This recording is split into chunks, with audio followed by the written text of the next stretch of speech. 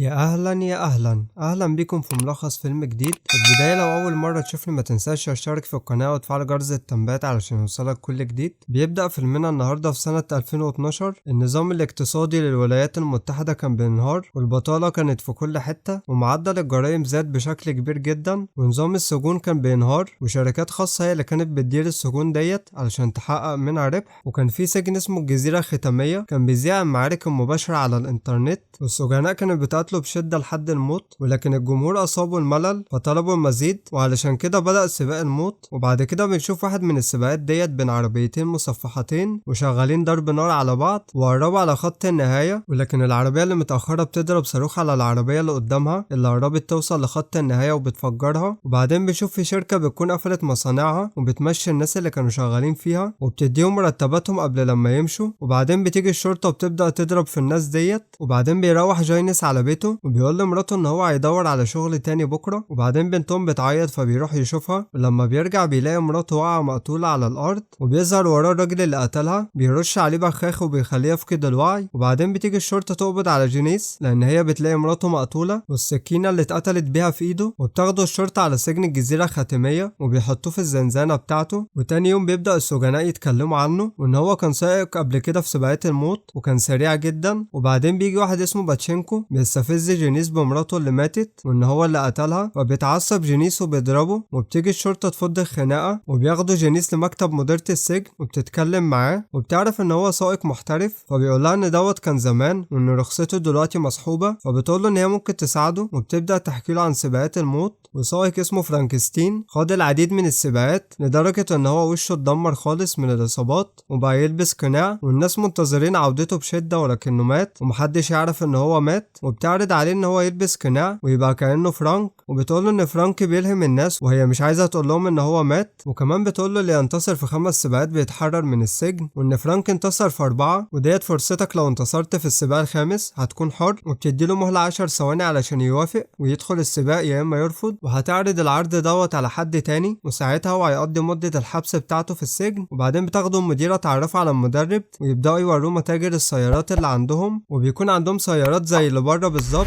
ولكن متطورة بشكل يكون مناسب مع سباقات الموت، يعني فيها أسلحة ونظام حماية كده في ظهر العربية. وبيقولوا له طبعا محدش هيعرف انك فرانك غيرنا احنا وشوية حراس بس. وبعدين بيقولوا له ان مديرة السجن اللي هي هينسي اي حد بيحاول يمنع السباق او يوقفه بتقتله على طول لان هي بتكسب منه كتير. وبعدين بيوروا له الوحش وهي العربية اللي هيدخل بيها السباق وبيكون مصفحة طبعا. بعدين السباق بيكون متقسم ل3 مراحل على 3 ايام. فاول مرحلتين بيحاول ان هو يتخلص من اكبر عدد من المنافسين والمرحلة الثالثة ان هو يوصل لخط النهاية عايش. وبعدين بيعرفوه على متنافس في السباق. اول واحد اسمه ريسيت قتل 4 متسابقين بره السباق و7 تانيين جوه السباق. وتاني واحد هيكتور خبير بس مختل عقليا وقتل 6 بره السباق و12 جوه السباق. وعندك بقى الجماعة المحلية والسائق بتاعهم باتشينكو اللي هو اتخانق معاه من شوية. واخر واحد ترامفيس ودوت تقريبا امهر واحد فيهم. وبعدين هنسي بتلبس جينيس قناع وخاتم فرانك علشان المرحلة الاولى من السباق هتبدأ. وبيطلع كل المتسابقين بعربياتهم لمزمار السباق والمدرب بيحذر جينيس من ان هو يتكلم مع المتسابقين لان فرانك ما كانش بيتكلم معاهم. وبعدين بتوصل عربيه من سجن النساء معاهم النساء من هناك علشان يكونوا مستعدين المتسابقين وكل متسابق معاه مساعده في العربيه بتاعته. والمساعده بتاعت فرانك اسمها كايس وبتعرف ان هو مش فرانك لان هي ساقت مع فرانك قبل كده. والمدرب بيقول له ان هو لو عايز يقلع القناع ممكن يقلعه علشان الزجاج بتاع العربيه عاكس للرؤيه. وبيبدا يبث مباشر للسباق على الهواء وهنيس بتكون متفائله جدا لان الناس فرحانه بعودة فرانك لدرجة ان 12 مليون شخص بيتفرجوا على الكاميرا بتاعته اللي هي على العربية بتاعته. وبتتوقع ان عدد المشاهدين يوصل ل 45 مليون شخص. والمدرب بيقول لفرانك ان هم في الجولة الاولى وهنيسي ما بتفعلش الاسلحة غير في الجولة التانية. وبيبدأ السباق والعربيات بتخبط كل واحد في التاني وفرانك بيكون في المركز الرابع. وبتقول له كايس يدخل في الطريق اللي جنبهم بعد مسافة معينة وبيوصل للمركز الاول. وبعد كده بيدخل فيه جو بالعربية بتاعته وبيخبط في فرانك وبتحذره كايس والمدرب من ان هو هو يرد الضربة لجو، وبتساعده كايس في الخروج من الموقف دوت، وبيدخل لطريق مختصر. وبعدين بيدخلوا في المرحلة التانية من السباق، وبيتفعل هنيس الأسلحة، وبعدين بتفعل رؤوس الموت، وعربية بتدخل فيها بتنفجر، وبكده بيموت المتسابق رقم 9 وبيخرج من السباق.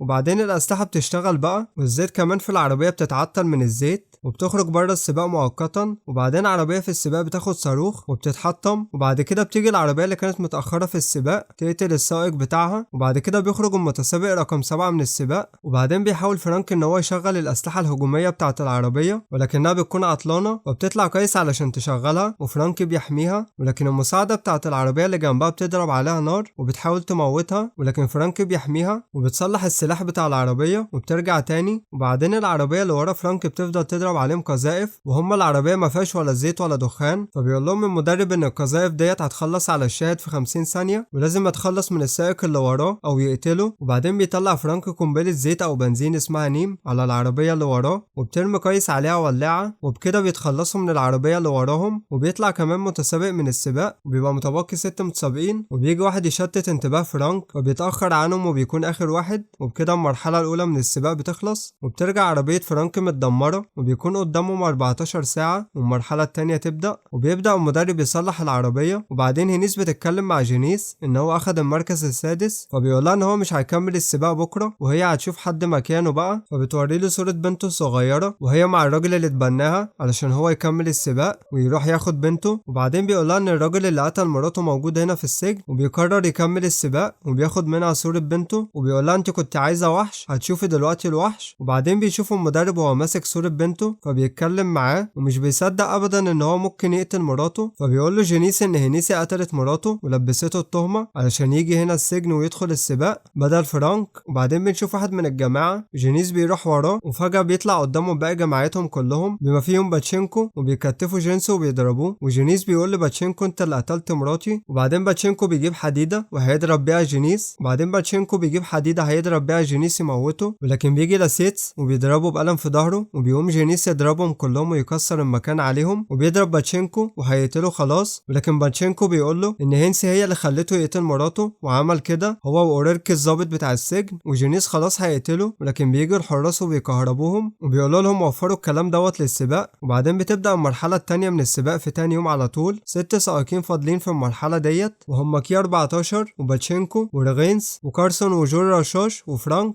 وللعلم يعني جو وفرانك اعداء ما بيتوقوش بعض، ولكن جينيس بيخليهم كلهم يتحركوا، وبعدين بيقف شوية وبيتحرك بعدها من نفق، وبيسأل كويس انت اللي قتلت فرانك القديم يعني؟ قالت له ان هينسي هي اللي خلتها تعطله الأسلحة وأنظمة العربية بتاعته، وهي هتطلق صراحة من السجن. وطبعا كويس بتتكلم تحت التهديد من جينس، وهي عملت كده علشان تتأكد ان فرانك ما كسبش السباق ويفضل في تشويق، وان امبارح كويس عملت نفس الموضوع دوت معاه وحاولت تعطله بأوامر من هينسي برضه علشان ما يكسبش. وبعدين بينطلق جينس بالعربية وبيزود السرعة على الآخر، وبيطارد باتشينكو وبيدخل في السباق قدامه وبيضرب عليه باتشينكو طلق كتير جدا، وجينس بيلف بالعربية وبيضرب عليه هو كمان، وبعدين بيلف قدامه وبيشغل الدخان وبيخبط باتشينكو في حيطة كبيرة، وعربيته بتتشقلب في الجو وبتقف وبينزل منها، فبيقف جينس وبيخلي باقي المتسابقين يعدوا من قدامه، وبينزل هو من العربية يقتل باتشينكو، وبيبص لهينيس في الكاميرا كده كأنه بيقول لها انت اللي عليك الدور وهتموتي. وبعدين بيكمل السباق، وهينسي بتطلع مدرعة مرعبة تدخلها السباق، بتفضل تضرب نار وبتضرب قذائف على المتسابقين لحد لما تموت منهم 2، وبيفضل 3 متسابقين بس، وبيكمل ضرب وحرق في باقي المتسابقين، وبتاخد عربية كي 14 غسيل ومكوى، وبعدين بتقتل المساعدة بتاعته، وبعدين بتقتله وبتفجر عربيته، وبيفضل 2 بس في السباق هما جور رشاش وجينيس اللي هو فرانك يعني، واعتقد ان هي هتسيبهم يخلصوا على بعض. وبعدين فرانك بيتكلم جو على اللاسلكي وبيتفق معاه ان هما هيلعبوا هجوم على المدرعة ديت، وفعلا بيفجروها، وهينسي بتتضايق جدا لان هي كان بقالها كتير جدا بتبني في المدرعة ديت بشكل سري، وبكده بتخلص المرحلة التانية من السباق. وبعدين بيتفق هينسي مع الضابط بتاع السجن ان هما هيقتلوا جينيس، وبتبدأ المرحلة التالتة من السباق، واثناء ما هينسي بتتكلم مع كل الناس في السجن بيروح الضابط يحط متفجرات في عربية فرانك اللي هو جينيس يعني علشان يقتلوه وما يكسبش السباق الخامس ويخرج من السجن. وطبعا هو عارف ان هي هتمنع اي متسابق من ان هو يكسب 5 سباقات، هو مش عبيط يعني. وقبل المرحلة الأخيرة من السباق تبدأ بيروح هينيس لجينيس وبتديله أوراق إطلاق سراحه، ولكنها بتحاول تقنعه ان هو يفضل هنا ويكمل حياته هنا حتى بعد ما يكسب. وبعدين بيخرج جينيس للسباق وهو لابس قناع فرانك وبيدخل العربية هو وكايس، وساعتها بتقول له كايس لو هينسي قالت لك انك هتكسب السباق دوت فخليك وخليك واثق اني هحاول اوقفك. وبيبدأ السباق وبينطلقوا العربيتين بأقصى سرعة، وكل لما جينيس يحاول ياخد السلاح أو المدرعة هينسي بتمنعه وبتخلي جو هو اللي ياخده، وبيكملوا في السباق وشغالين ضرب في بعض. وجينيس بيخلي كايس ترمي الشاهد بتاع العربية على جو، لكن جو بيتفاداه، وبعدين بيقول له المدرب على مكان المدرعة التانية علشان يحصل عليه بسرعة، وهينسي بتسيبه ياخده علشان يكون في متعة في الموضوع، ولكن جو بيفجره قبل لما فرانك ياخده. وبيطلعوا هما الاتنين بره المزمار بتاع السباق وبيتجهوا ناحية الجسر علشان يهربوا، وبيكونوا هما الاتنين اتفقوا على دوت قبل كده. وهينسي اول لما بتعرف ان هم خارج المزمار بتوقف البث اللي بيشوف اكتر من 70 مليون واحد، وبتطلع عربيات الشرطة وراهم وبتحاول تفجر عربية فرانك، ولكن المدرب بيكون شال المتفجرات قبل ما جينيس يمشي بيها. وهينسي بتبعت مروحيات هليكوبتر وراهم، وهم على الجسر جينيس بيرمي متفجرات من العربية وبيفجر بيها عربيات الشرطة اللي وراهم، وبيكون معاه خزان وقود زيادة علشان يكفيه للهروب. وبعدين هينسي بتخلي مروحيات تركز على جينيس وبيهرب منهم جو، وجينيس في الوقت دوت بينزل من العربية وهي ماشية بسرعة ومحدش بياخد باله، وبتكمل كايس سواقة مكانه لحد لما الطيارات بتضرب عليها قنابل وبتعمل حريقة قدامها توقفها. وبتكون هي لابسة اللبس بتاع فرانك والقناع بتاعه، وبيمسكوها وهم فاكرينها ان هو فرانك. وطبعا فرانك اللي هو جينيس يعني بيكون دلوقتي هرب من السجن مع جو، وهناك في السجن اورليك بيقول لهينسي ان هم مسكوا فرانك والهدايا بتجيلهم، وبيديها هدية، واول لما بتفتحها بتنفجر القنبلة في وشها هي واورليك من المدرب هو اللي فجرهم. بعد 6 شهور في المكسيك جينيس بيكون هناك هو وجو، وبتدخل عليهم عربية كده بشوية حركات وبتنزل منها كايس وبياخدها جينيس بالحضن وبيوريها بنته، وبيخلص الفيلم هنا. ما تنساش لو الفيديو عجبك تشترك في القناة وتفعل جرس التنبيهات علشان يوصلك كل جديد. تابع صفحة الفيسبوك واعمل لي فولو على الانستجرام. كان معاكم محمد ابراهيم من قناة اسرع فيلم، منتظر رايكم في التعليقات. مع السلامة.